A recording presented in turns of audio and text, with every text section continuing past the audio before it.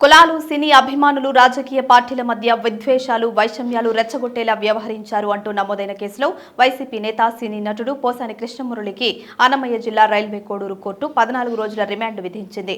గురువారం రాత్రి 9:30 నుంచి శుక్రవారం ఉదయం 5 గంటల వరకు ఇరుపక్షాల మధ్య సుదీర్ఘంగా వాదనలు కొనసాగాయి. పోసాని తరఫున పొన్నవోలు సుధాకర్ రెడ్డి వాదనలు వినిపించారు. బిఎన్ఎస్ చట్టం ప్రకారం పోసానికి 41A నోటీసులు ఇచ్చి బెయిల్ ఇవ్వాలని పొన్నవోలు కోర్టును కోరారు. అందుకు నిరాకరించిన మెజిస్ట్రేట్ 14 రోజుల వరకు రిమాండ్ విధిస్తూ ఆదేశాలు జారీ చేశారు. మార్చి 12 వరకు పోసాని రిమాండ్లో ఉండనున్నారు. పోసానిని రాజంపేట సబ్ జైలుకు తరలించారు. ఓబులవారిపల్లె మండలం కొర్లకుంటకు చెందిన జనసేన నాయకుడు జోగినేని మణి ఈ నెల 24న పోసానిపై పోలీసులకు ఫిర్యాదు చేశారు. దీంతో పోసానిపై 196, 353, 111 రెడ్ విత్ 3 సెక్షన్ల కింద పోలీసులు కేసు నమోదు చేశారు. ఈ నెల 26న పోసానిని హైదరాబాద్లో ఆయన నివాసంలో పోలీసులు అరెస్ట్ చేశారు. అనంతరం ఆయనను ఓబులవారిపల్లె పోలీస్ స్టేషన్కు తరలించారు.